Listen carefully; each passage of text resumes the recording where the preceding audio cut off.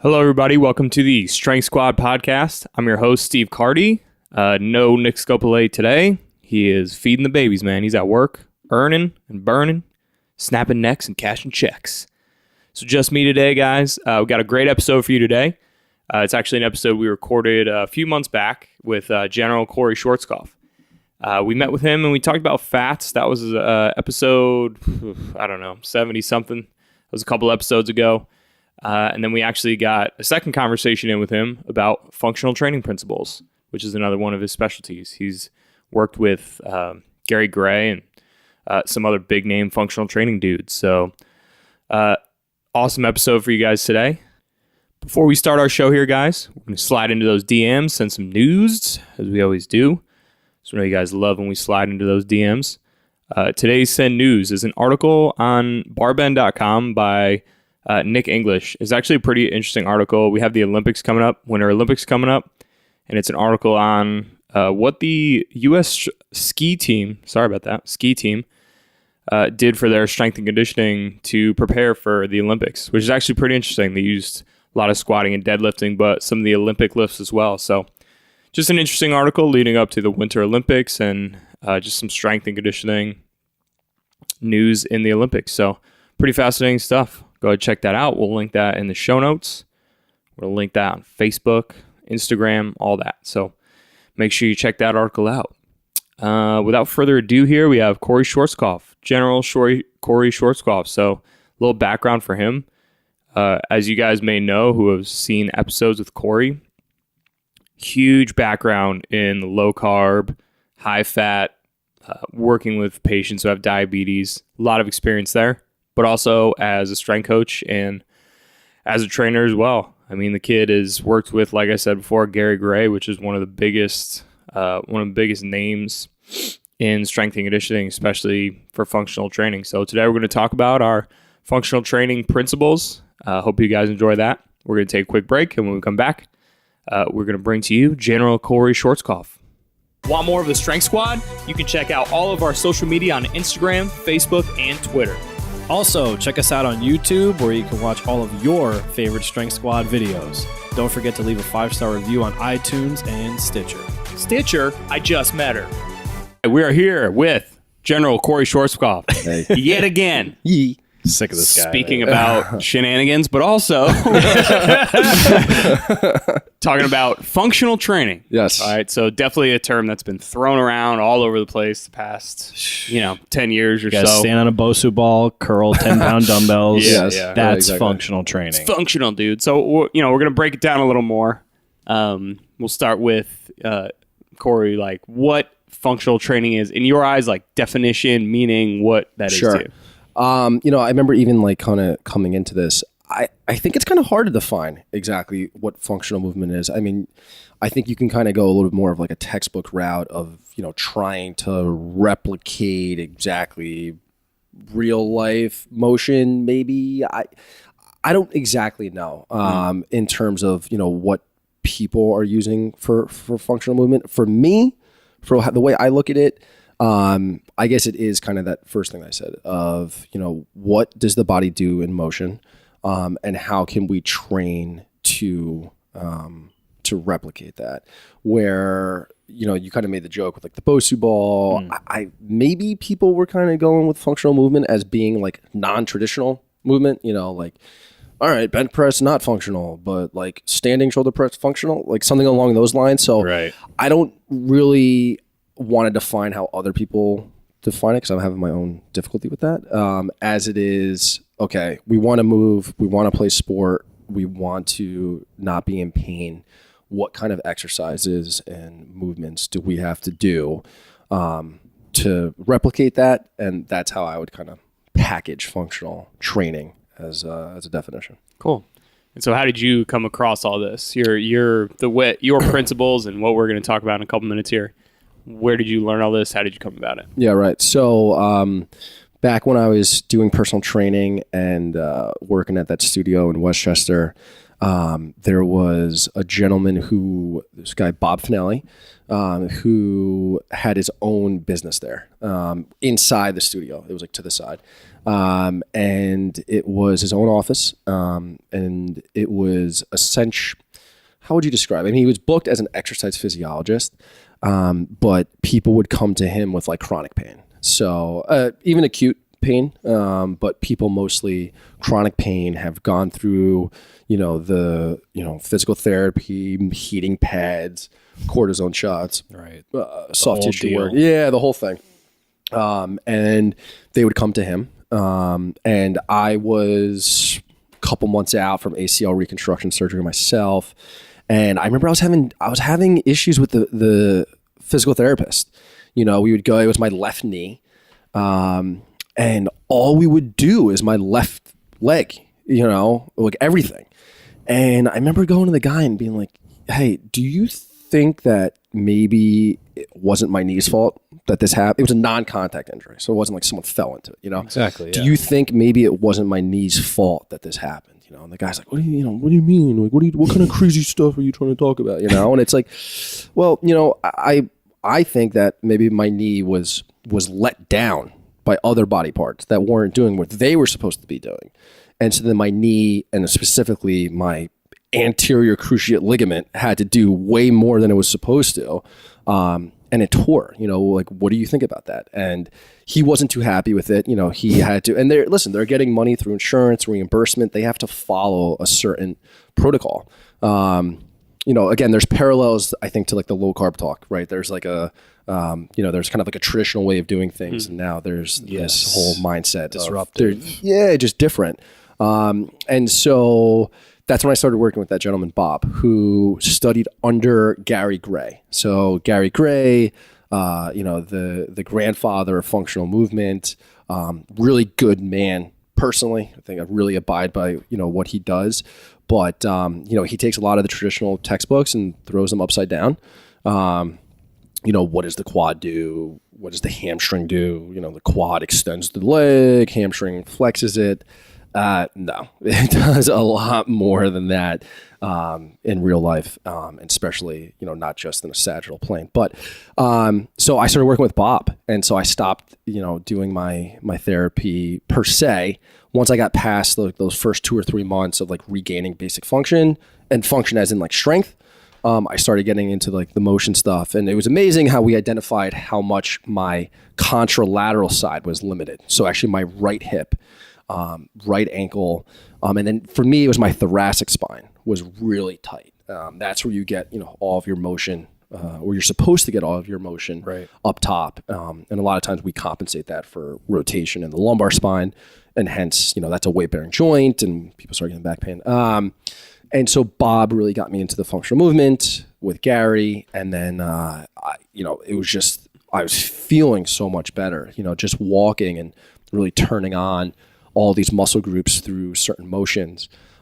You're playing with more players on the field. When you start turning on your tibialis anterior and your posterior tibial tendons, and you really start turning on the subtalar joint, so your calcaneus can evert and invert, and all of a sudden it's a different game. And so that, coupled with a lot of his patients doing very well, got me sold on what we define as functional movement, which is replicating what the body really does in movement.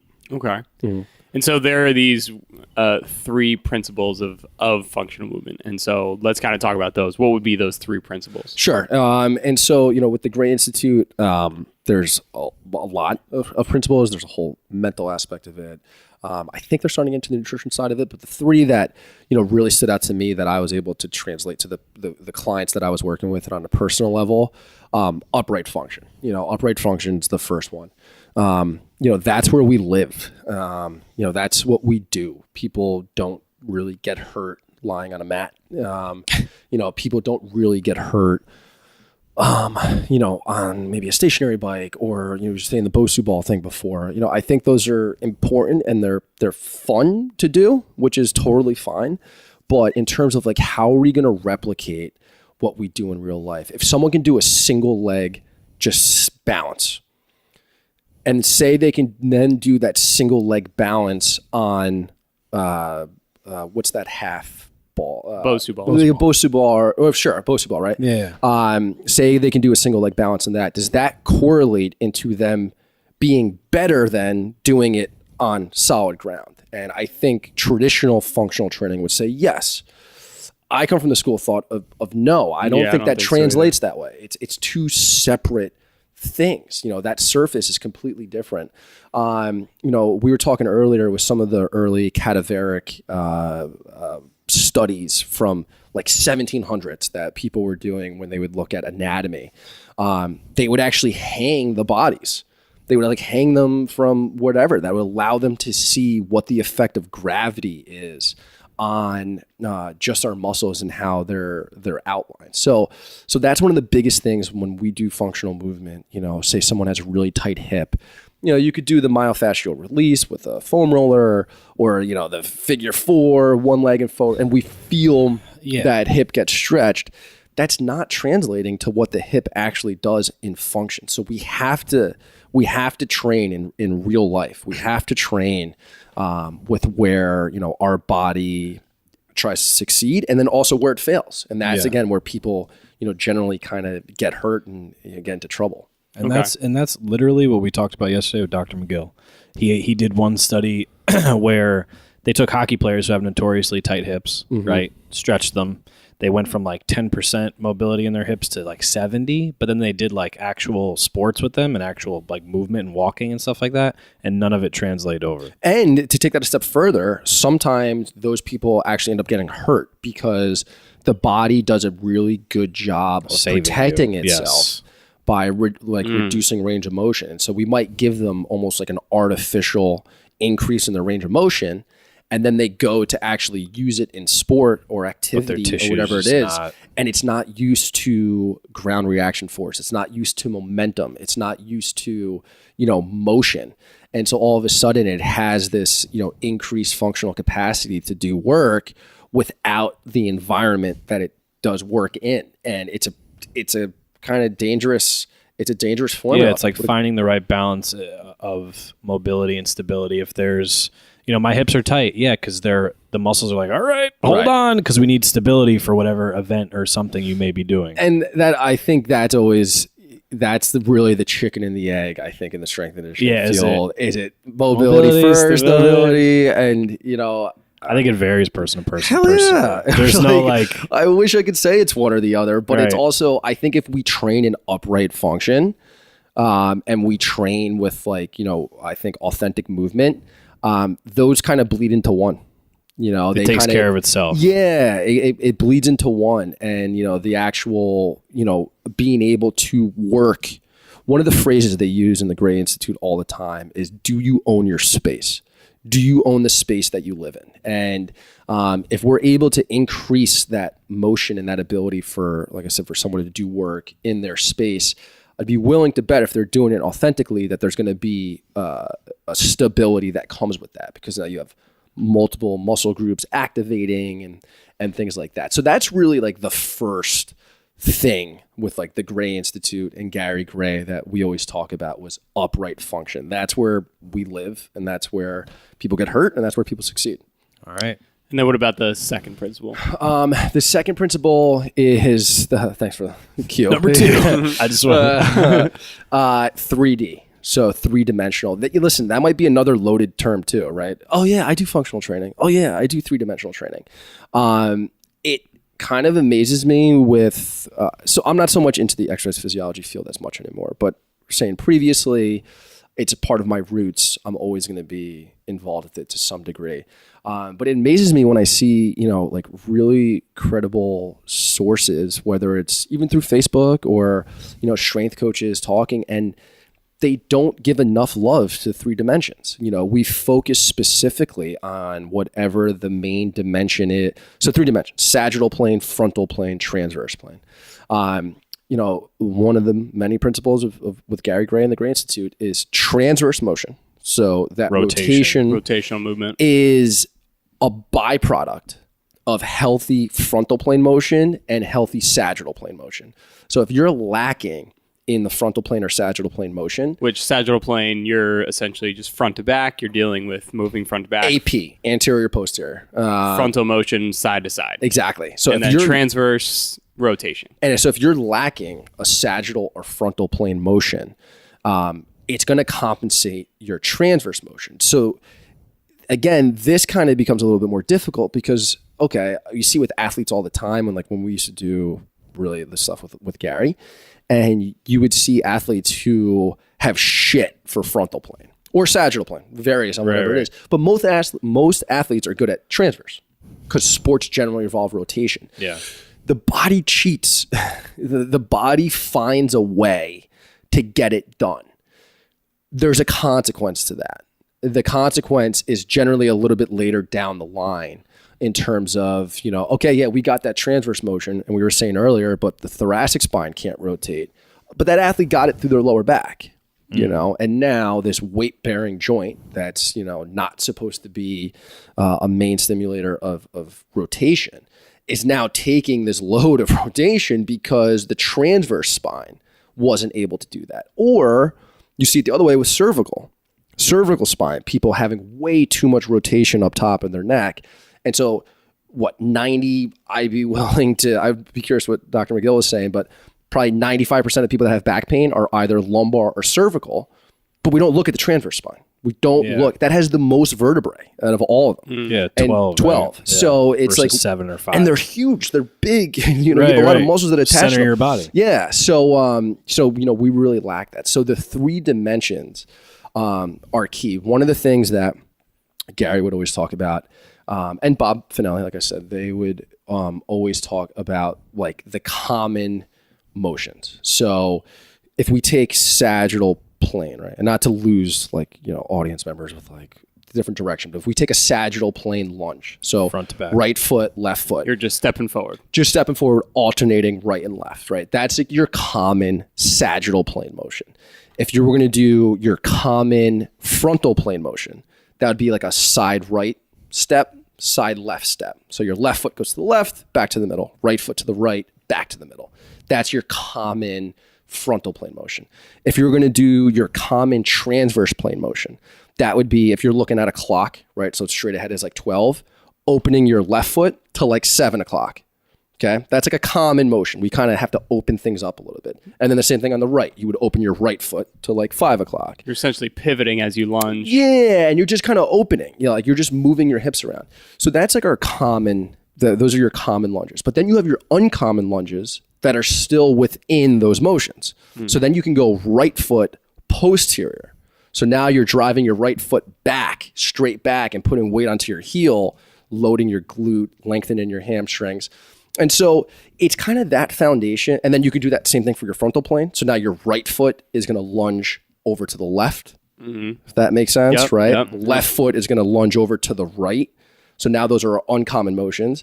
And then instead of... So reaching across the middle of your body. Sure. And that's uncommon compared to having to just step with your right foot to the right. And then the other one is internal rotation coming through the front. So if you take those 6 motions, right, your 3 common sagittal, frontal, transverse, your 3 uncommon, you can really put a foundation together that allows people to move upright in those 3 degrees of motions that are going to give the tissues really as much healthy motion as they need to stay healthy. Okay.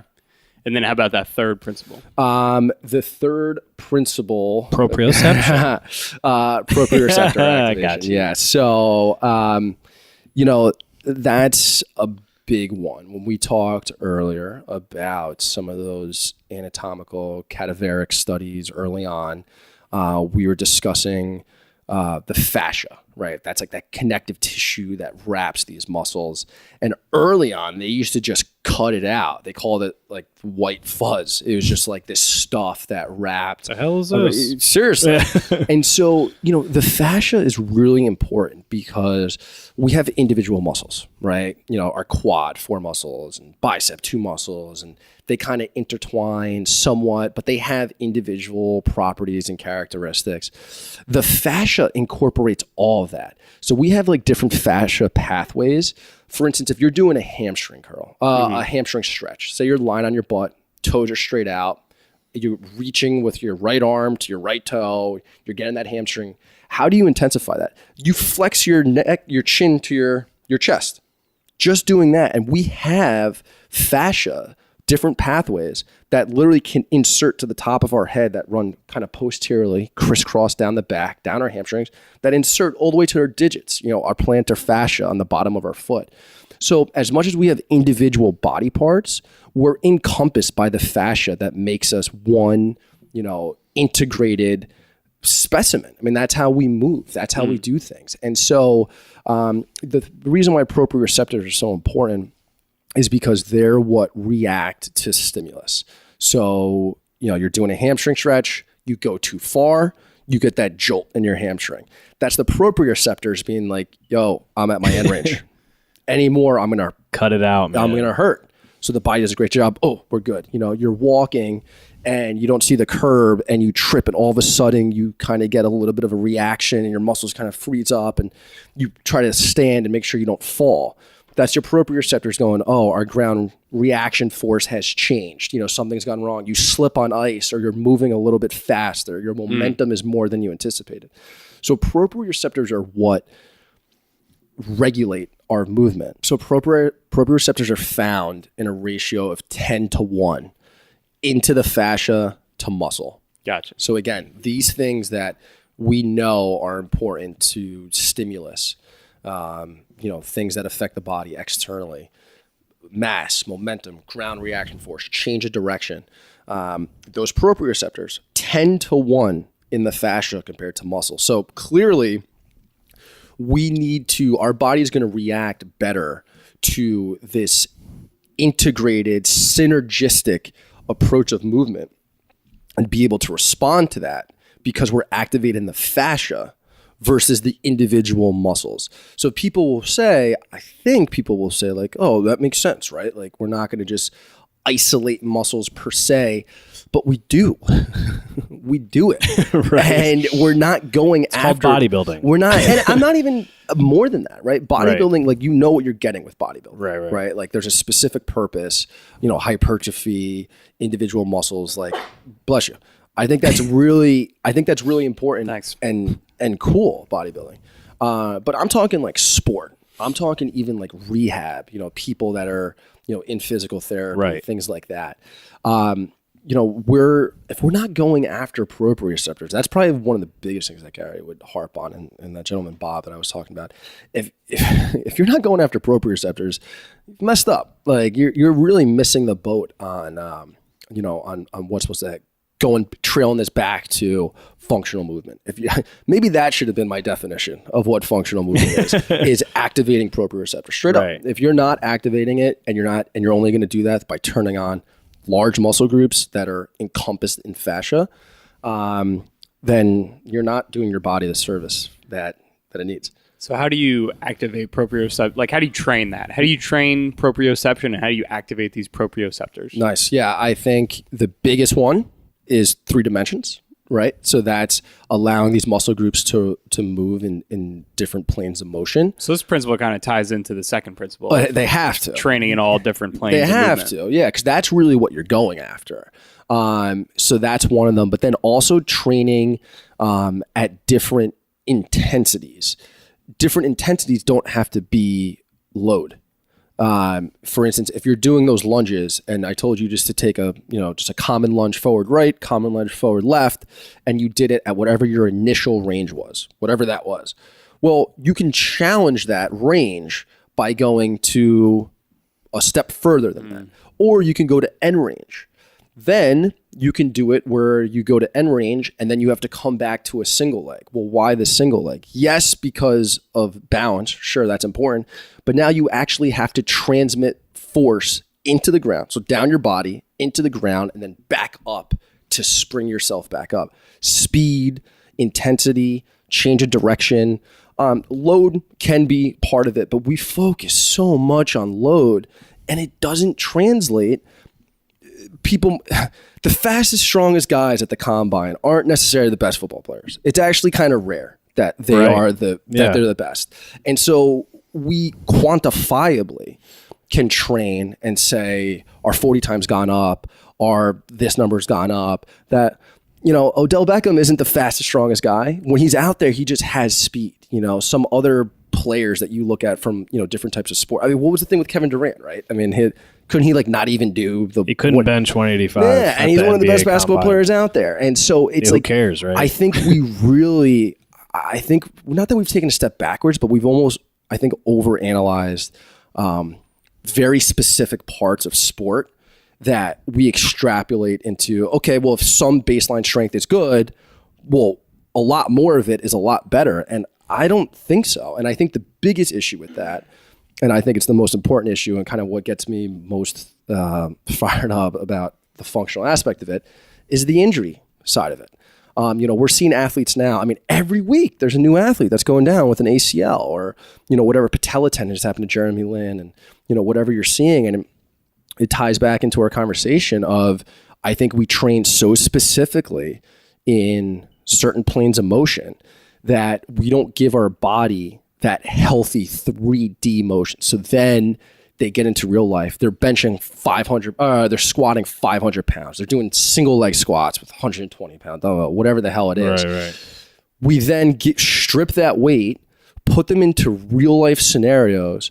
They go, all of a sudden they have to rotate on a single leg, or they have to really dig deep to get a ground ball or duck or whatever it is. And their body's going, whoa, I'm not used to this. I'm not used to this at all. And, you know, the biggest example of that, and this was something I used to argue with the physical therapist about, was, you know, ACL tears and internal rotation of the, you know, the tibia and the femur. And, you know, we would see, and I'd be, you know, before I'm doing physical therapy with them, trying to turn on my glute just by getting, you know, rotation of my pelvis or some like arm drivers to get my pelvis moving and to get my femur turned on. And they're like, well, that's when ACL tears occur, is when your tibia internally rotates. And I go, yeah, I agree with you. But the reason that's happening is because natural motion in real life, that's what happens. We get internal rotation, but we don't train in any way to actually get that. So when our body does get it in real life, that's why these guys that can, you know, squat 500 pounds or whatever it is, they can still tear their ACLs because they're not used to that motion at all. And so they get into it, their tibia internally rotates faster than the femur because their femur's shot. It's only used to, you know, a sagittal plane motion. And then all of a sudden they're, you know, they have an ACL tear or whatever it is, or Achilles tear from. Right. So I really think that's where, you know, we can really take this like functional movement stuff. We were talking to some of the strength coaches now, you're seeing, and, you know, different sports are becoming more involved. There's the Seattle Seahawks strength coaches, Minnesota Twins strength coach is a great fellow. You guys were mentioning some. There was a great article that came out about 3 or 4 years ago with the strength coach from Stanford football. And, you know, this was, maybe it was longer than that, but like Richard Sherman and like some of these guys were there. Dude, he said the most important thing for them was foot mobility. You know, this is the strength coach. You know, That's where it all starts. It's literally the thing that makes contact with the ground. It's what connects the ground to the person. And it all starts there. And if you're not getting healthy motion in the foot, then the subtalar joint and the ankle is not getting healthy motion. Then the tibia is not getting healthy motion. Then the femur is not getting healthy motion. Pelvis, thoracic spine, shoulder, whatever. Yeah. So yeah, it starts there big time. And that's, this spans across, if you're looking at professional strength and conditioning, if you're looking at college strength and conditioning, if you're even looking at, you know, those who are just training in the gym, those who are maybe CrossFit competitors, powerlifters, or maybe not even competitive, just people who are training. The first priority, number one priority is don't get hurt. Sure. Don't get injured. Like Sure. that's because outside of that, if you're hurt or injured, if you're not on the field or if you're not in the gym, I mean, you're not training. Doesn't like doesn't that's the matter if you first- squat 500 if you can't do, if you're hurt. Exactly. That's Your the squat's first- now 0. I've worked in the strength and conditioning setting. So have you worked in like the college strength and conditioning setting? No, I mean, I did it through, playing lacrosse. And, Yeah, right. So So we you had a lot of understand. grad students. But you were an athlete, so you get You were it. an athlete, you get it. Like For the most part. like if you You go were to an like the strength coach manual, hey, what are our what's our mission? The first fucking line is always keep the athletes healthy. Right. Injury prevention. That's the first thing. Yeah, and we're missing it. Athletes, and now I don't want to be completely unfair to strength coaches as well, because now you have athletes that have more weight on them from muscle mass, that are also running now. faster than they Yeah. ever used to. So Yeah. I don't want to completely, but I really think we've taken a step back. I know this might sound stupid, but the type of athlete that always stood out to me that moves in very non, I guess, traditional movement are like dancers, like break dancers, and like you see ridiculous internal rotation, Oh, yeah. external rotation, subtalar joint motion, this and that. And it's like if you took one of those, more stiff unidirectional athlete, someone who's really good sagittal or really good frontal, whatever it is, they would snap their ACL doing that.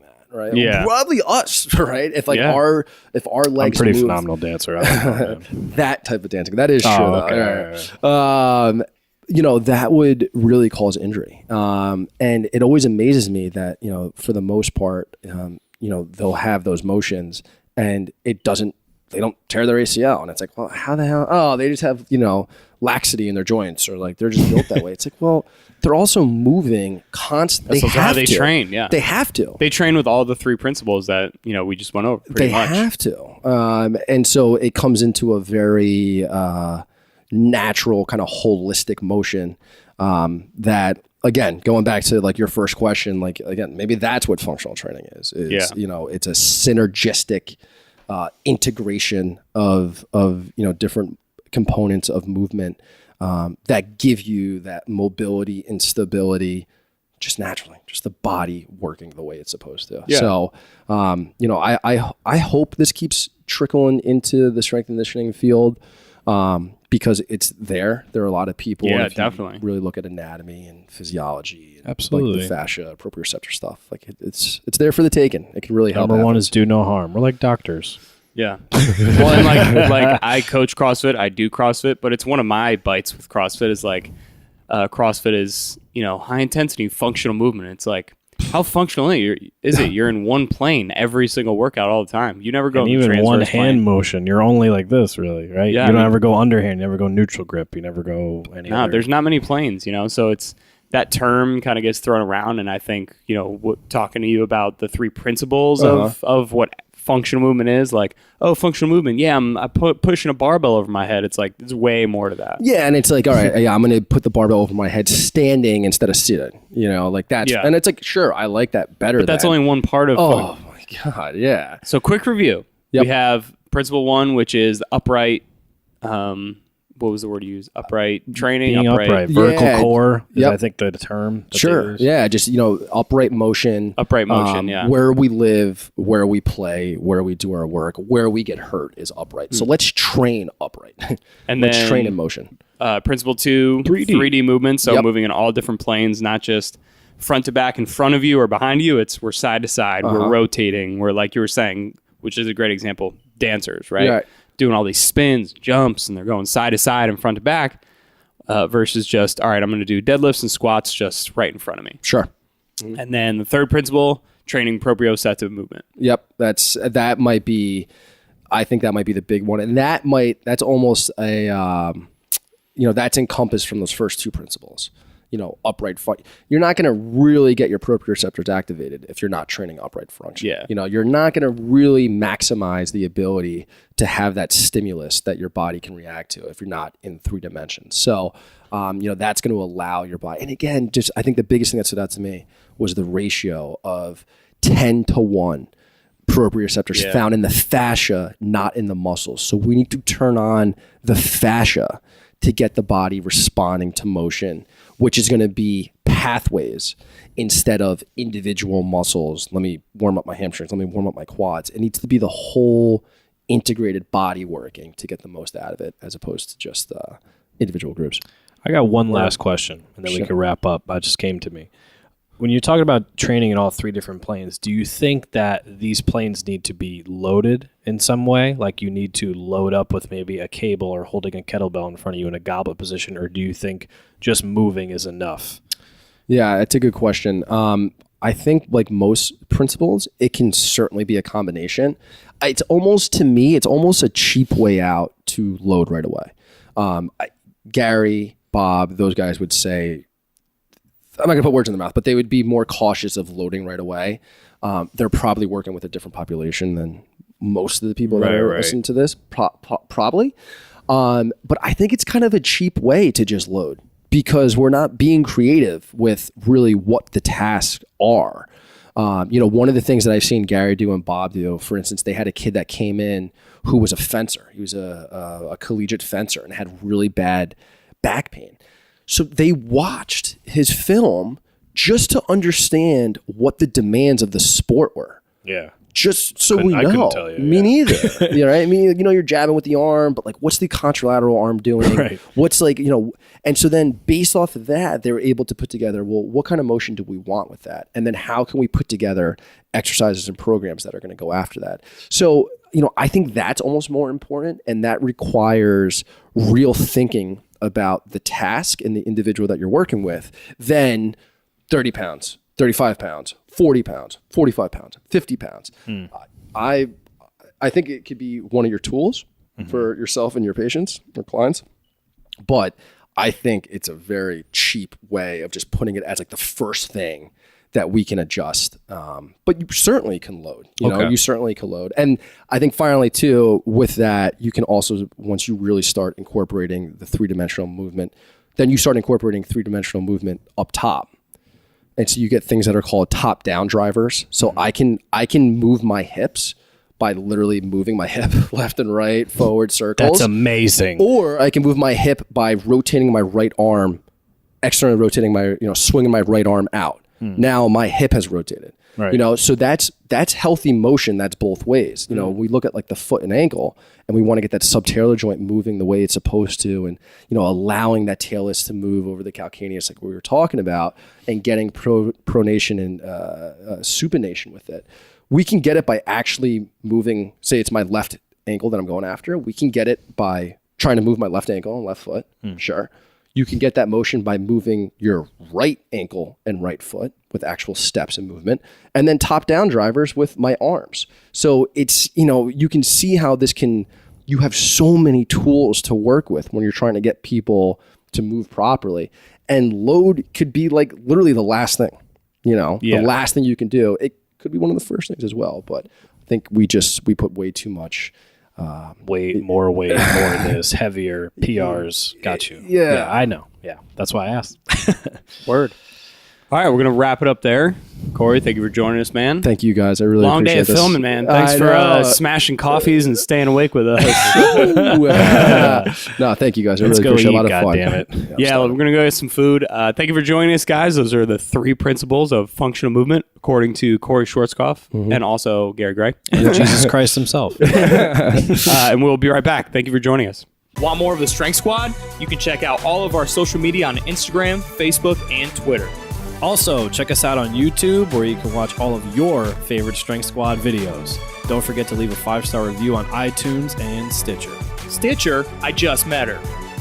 Welcome back, crew.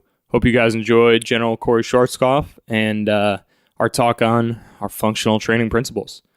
It's important stuff. It's interesting stuff. Maybe some stuff you guys didn't know. Maybe some stuff you guys did know. Make sure you guys leave some comments below.